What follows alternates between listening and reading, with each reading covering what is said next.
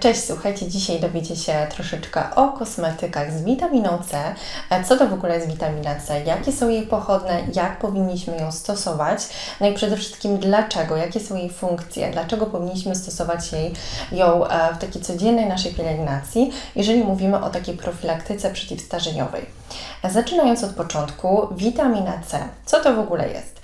To jest tak naprawdę nasz kwas askorbinowy. To jest witamina rozpuszczalna w wodzie. Witamina, która ma przeróżne funkcje. Dla skóry w ogóle ma multum funkcji, o których za chwileczkę powiem. Sam kwas askorbinowy nie jest stabilny, natomiast są sposoby plus pochodne, żeby on stabilny się stał.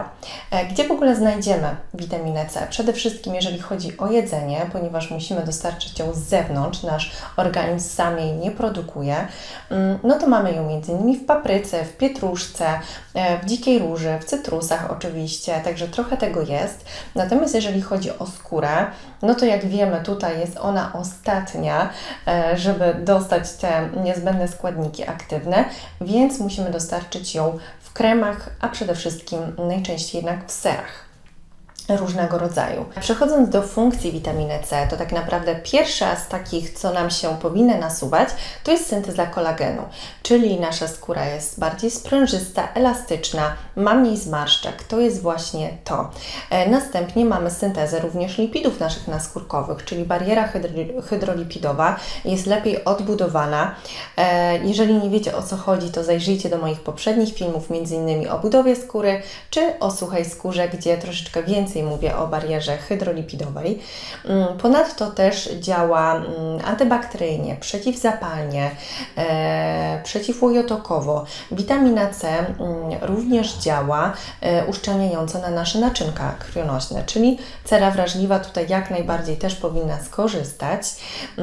Też jest takie ciekawe tutaj działanie, jeżeli chodzi o promieniowanie UV, ponieważ po pierwsze jest to antyoksydant, więc też jest to jego podstawowe działanie, witaminy C, ale również działa z filtrami UV w ten sposób, że jakby wzmacnia działanie filtrów UV i ten rumień, który się tworzy przez UVB, promieniowanie UVB, jest tak naprawdę mniejszy dzięki witaminie C.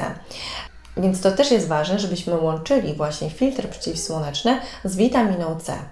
No i oczywiście witamina C działa rozjaśniająco, hamuje naszą melanogenezę, także na pewno jeżeli chcemy pozbyć się jakichś przybarwień, no to witamina C pierwsze co powinno nam się nasuwać na myśl. Jeżeli natomiast chodzi o to, jak nazywamy witaminę C, no to taką podstawową formą tu jest przecież nasz kwas askorbinowy. Bardzo często możemy zauważyć właśnie tą nazwę ascorbic acid w różnego rodzaju kremach i innych kosmetykach. I to jest właśnie ta podstawowa forma witaminy C. Trzeba pamiętać, że kwas askorbinowy jest to podstawowa forma witaminy C i on może działać nieco drażniąco. Natomiast też jest najbardziej przebadaną formą witaminy C. O nim wiemy najwięcej, jest z nami tak naprawdę najdłużej na rynku, natomiast jest też niestabilny. To jest jego minus, że pod wpływem światła, jakichś czynników środowiskowych po prostu może nie działać, może się utleniać. Dlatego też taki czysty kwas askorbinowy już dzisiaj raczej nie jest stosowany w kosmetykach. Musi być stabilizowany m.in. witaminą E, kwasem ferulowym m.in. Dlatego też jest to bardzo ważne, żeby zwracać na to uwagę. Ponadto, jeżeli chodzi o kwas askorbinowy, powinien być tak w stężeniach 15-20%, powyżej 20% już może zadziałać złuszczająco, więc to może być zbyt mocne stężenie. Minimalne stężenie, żeby w ogóle zauważyć efekty, to jest tak 8-10%. Generalnie kwas askorbinowy wykazuje mocne działanie. On musi mieć pH dosyć niskie, tak naprawdę poniżej 3,5, żeby wniknął w głąb skóry, bo o to też nam chodzi, żeby zadziałał przecież głębiej na nasze włókna i tak dalej. Kwas askorbinowy jest rozpuszczalny w wodzie i również jest bardzo przydatny dla skóry tłustej, co ciekawe, więc warto wziąć to pod uwagę. Natomiast z tego względu, że właśnie może być podrażniający, no to warto go stosować nieco rzadziej. On też dłużej w skórze się utrzymuje, więc nie ma potrzeby stosowania go na co dzień, ale na przykład co trzeci dzień. Zwłaszcza na początku warto zrobić też sobie taką próbę na mniejszym skrawku skóry, czy on nas po prostu nie podrażni. Natomiast to jest taka podstawowa forma witaminy C, ale mamy mnóstwo pochodnych. Pierwsze co, o czym powinniśmy pamiętać, to jest tym razem nie forma kwasowa, ale forma delikatniejsza, czyli tetraizopalmitynian ascorbylu. I to jest forma, która rozpuszcza się w tłuszczach, więc często ma takie formy po prostu olejków. I jest to forma, która właśnie nas nie podrażnia, która jest bardzo stabilna, także też jest to bardzo właśnie istotne, że ona się nam nie utleni. Jest to też raczej droższa pochodna, dlatego też kosmetyki z tym składem mogą być droższe. Natomiast rzeczywiście warto, bo jest po prostu bardzo dobra. Ponadto wnika też głęboko do skóry.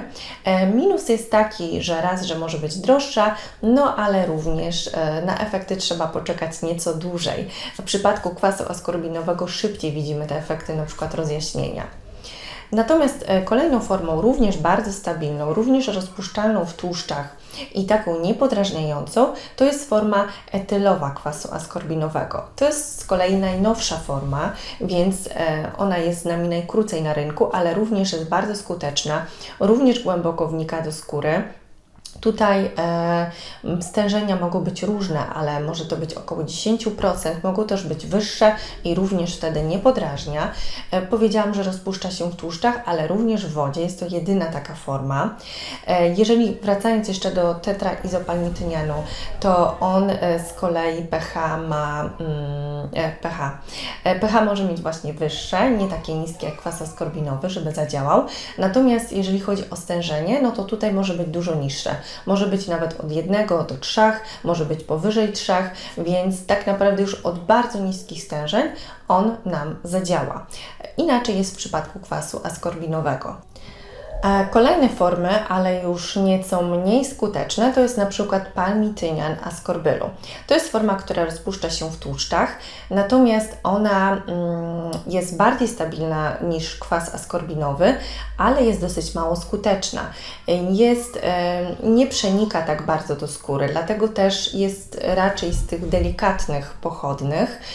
Jeżeli chodzi o formę drażnienia, nie jest sama w sobie drażniąca, natomiast przy udziale glikolów, które często muszą stabilizować tą formę i się w niej znajdować, żeby przenikała też głębiej, no to te glikole właśnie mogą drażnić naszą skórę. Następnie mamy jeszcze taką formę jak glukozyt ascorbylu i to jest forma, która również jest bardziej stabilna od kwasu askorbinowego, natomiast ona może też nieco podrażniać. Nie podrażnia może aż tak bardzo jak kwas askorbinowy, ale przy delikatnych skórach raczej bym tutaj uważała. Tutaj również działa przy wyższych pH, więc tym się różni i jest rozpuszczalny w wodzie. Glukozyt ascorbylu może też przenikać głębiej, dlatego tutaj jest troszeczkę bardziej skuteczny niż poprzednia pochodna. No i mamy jeszcze dwie takie dosyć znane pochodne, czyli sól magnezowa bądź sól sodowa fosforanu ascorbylu. Ta pierwsza, czyli sól magnezowa fosforanu ascorbylu, jest to pochodna, która tak naprawdę jest bardzo delikatna. Ona głównie działa tak rozjaśniająco, natomiast jest naprawdę delikatna, jest rozpuszczalna w wodzie, w ogóle nie podrażnia, także naprawdę bezpiecznie można ją stosować, no ale co za tym idzie, nie działa tak głęboko na skórę.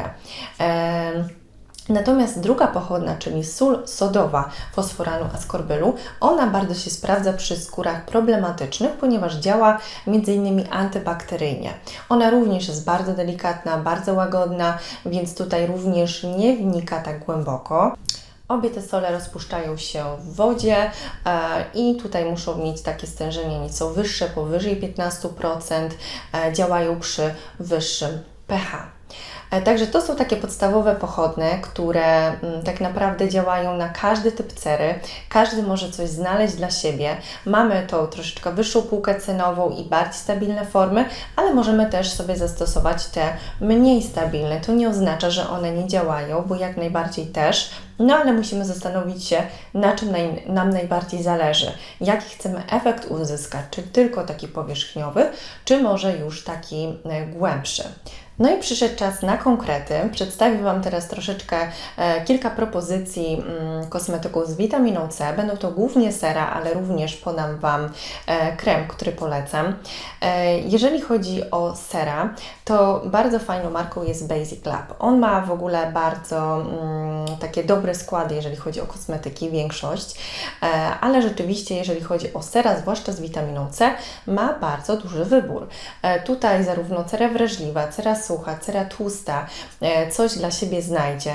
Mamy tutaj na przykład takie serum z 15% kwasem askorbinowym, natomiast jest to forma, która jest stabilizowana witaminą E i kwasem ferulowym, czyli jest to ta forma, która właśnie jest dzięki tym dwóm składnikom bardziej stabilna. Powiem Wam, że 15% jak na kwas askorbinowy to jest sporo, dlatego też cery delikatne, wrażliwe mogą ulec podrażnieniu, zwłaszcza na początku, więc tutaj bym uważała, zwłaszcza właśnie na początku, żeby się z tym serum zapoznać, nie od razu nakładać na całą twarz. Natomiast jest to naprawdę godne polecenia, ponieważ 15%, tak jak wspomniałam, jest to już całkiem wysoko, jeżeli chodzi o tą formę. Następnie mamy na przykład 5%, ale tym razem mamy tetraizopalmitynian ascorbylu, czyli ta bardzo popularna dzisiaj forma, która jest nieco droższa, jeżeli chodzi o pochodną witaminę C, ale bardzo skuteczna, natomiast na efekty trzeba nieco dłużej poczekać i ona nie jest właśnie podrażniająca skórę. Mamy też z tą samą pochodną wersję 10%, ale mamy też tutaj dodatek koenzymu Q10, czyli też dodatkowe działanie takie odmładzające anti-aging. No i mamy na przykład jeszcze 15%, ale tym razem tą etylową formę kwasu askorbinowego. Także tych ser jest tam naprawdę sporo. Podałam przykłady, żebyście mieli taki ogląd i zobaczyli tak naprawdę, ile pochodnych jest do wyboru. Ale mamy też na przykład takie serum z marki Recibo. Bardzo fajne, ponieważ tam są aż 3 formy witaminy C. Jest to też dosyć lekkie serum, więc powinno się sprawdzić przy takich skórach nieco bardziej tłustych. Mamy też z bardziej takich drogeryjnych kosmetyków markę Mia i tam znalazłam takie ciekawe serum, które ma delikatną pochodną, bo na bazie soli, natomiast jest połączona z niacinamidem, ponieważ przypominam, że niacinamid możemy łączyć z pochodnymi i nic się tutaj nie stanie, także to jest nieco delikatniejsze takie serum, więc też nie powinien podrażnić, również do cery jakiejś problematycznej powinien się sprawdzić. Mamy również taką markę The Ordinary i tam też jest duży wybór tych ser, z witaminą C zwłaszcza, natomiast mogę polecić Wam na przykład te 15% z etylową formą kwasu askorbinowego. Mamy również takie serum z marki AA, Cod Sensible. Tutaj mamy z kolei też etylową formę kwasu askorbinowego 10%. No i jeżeli chodzi o kremy, to mogę Wam polecić naszą Bielendę, czyli znaną markę, ale naprawdę ta seria też jest godna tak naprawdę uwagi. Jest to seria Lab Supreme i tutaj mamy również stabilną formę witaminy C, a mianowicie etylowy kwas askorbinowy. Także to jest taki krem, który również mogę polecić, jeżeli chodzi o witaminę C. Tak naprawdę przykładów jest sporo, tych kosmetyków pojawia się na rynku coraz więcej, natomiast to są takie propozycje, które na pierwszy rzut wpadły mi tak naprawdę do głowy, ponieważ są bardzo popularne, bardzo efektywne i składy mają naprawdę ciekawe. Także zwróćcie na to uwagę, szukajcie swojej odpowiedniej pochodnej. Tak jak wspomniałam wcześniej, mamy naprawdę wiele do różnych typów cer, więc nie bójcie się stosować witaminy C. Tak naprawdę możemy ją stosować przez cały rok i naprawdę polecam, bo jako profilaktyka przeciwstarzeniowa, to nie wyobrażam sobie jej bez witaminy C. Jeżeli chodzi o to w ogóle, z czym możemy bądź nie możemy łączyć witaminę C, bo tutaj również powstały różnego rodzaju mity, tak naprawdę witaminę C, jeżeli chodzi o pochodne, możemy łączyć ze wszystkim. Natomiast jeżeli chodzi właśnie o tą wersję pierwotną, czyli o kwas askorbinowy, no to tutaj rzeczywiście nie łączymy jego z takimi substancjami drażniącymi, czyli m.in. z retinolem, z kwasami owocowymi, nie łączymy z tego względu, żeby po prostu skóry bardziej nie podrażnić. Możemy oczywiście zastosować sobie rano ten kwas askorbinowy, a wieczorem na przykład retinol, więc to też nie jest powiedziane, że w ogóle, ale trzeba z tym po prostu uważać.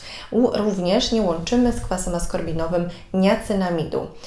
Możemy łączyć pochodne, ale nie właśnie ten czysty kwas askorbinowy, z tego względu, że one mogą wzajemnie się neutralizować poprzez odrębne pH, no i po prostu nie będą działać jak należy. Natomiast też nie jest powiedziane, że w ogóle nie możemy ich łączyć. Nie łączymy ich po prostu w tym samym czasie, ale możemy rano zastosować witaminę C, a wieczorem na przykład niacynamid, więc też można sobie to pogodzić.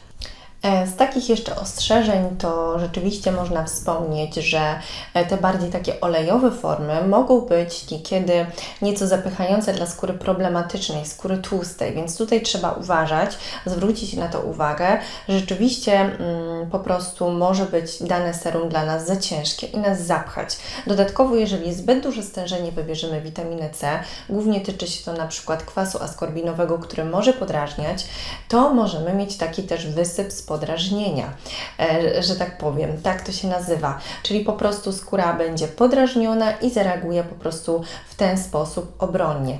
Więc pamiętajcie o tym, żeby też nie przesadzić, żeby zacząć od mniejszych stężeń, a skóry te problematyczne, które mają skłonność do zapychania, no to zwróćcie uwagę również na te formy, żeby też nie były zbyt tłuste, zbyt ciężkie. Zwróćcie uwagę, co tam jest w środku. Natomiast oczywiście trzeba spróbować najpierw na sobie, więc zalecam po prostu zrobić taką próbę na mniejszym skrawku skóry, a dopiero później stosować na całą twarz. Natomiast przede wszystkim witaminę C powinniśmy łączyć z filtrami przeciwsłonecznymi, tak jak wspomniałam wcześniej. One działają z witaminą C jeszcze dodatkowo ochronnie, zmniejszają ten rumień i tak naprawdę to połączenie jest rewelacyjne, jeżeli chodzi o ochronę przeciwsłoneczną. Dodatkowo, jeżeli chodzi o taki czysty kwas właśnie askorbinowy, on może działać trochę podrażniająco, więc jak wyjdziemy na takie pełne słońce bez filtrów, no to możemy tą skórę nieco podrażnić, więc wtedy dodatkowo ten filtr byłby konieczny. Możemy też łączyć sobie z rutyną witaminę C, więc wtedy mamy takie uszczelniające naczynka dodatkowo działanie. No i z witaminą E. Ona bardzo lubi się z witaminą C, wzmacniamy ten efekt antyoksydacyjny, dlatego to też warto pamiętać i warto wiedzieć. Mam nadzieję, że Wam troszeczkę rozjaśniłam, że już wiecie co nieco więcej na temat tego, jak łączyć witaminę C, czego nie robić, jeżeli chodzi o formułę. Najczęściej stosujemy serum, możemy je stosować zarówno rano, wieczorem, to jest zupełna dowolność, jak Wam wygodniej. Możemy stosować krem z witaminą C, więc nie ma tutaj żadnych przeciwwskazań. Nie bójcie się stosować witaminy C. Ona tak naprawdę jest niesamowicie ważna w takiej profilaktyce przeciwstarzeniowej i szczerze mówiąc, bez tej witaminy nie wyobrażam sobie prawidłowej pielęgnacji, jeżeli mówimy o profilaktyce właśnie przeciwstarzeniowej. Także ona ma mnóstwo pozytywnych aspektów. Jak widzieliście, jest dużo pochodnych, różne stężenia, każdy może wybrać coś dla siebie. Także dajcie znać, czy podobał Wam się ten film i oczekujcie na kolejne, bo na pewno będę opisywała więcej składników aktywnych. Także trzymajcie się, buziaki i do zobaczenia.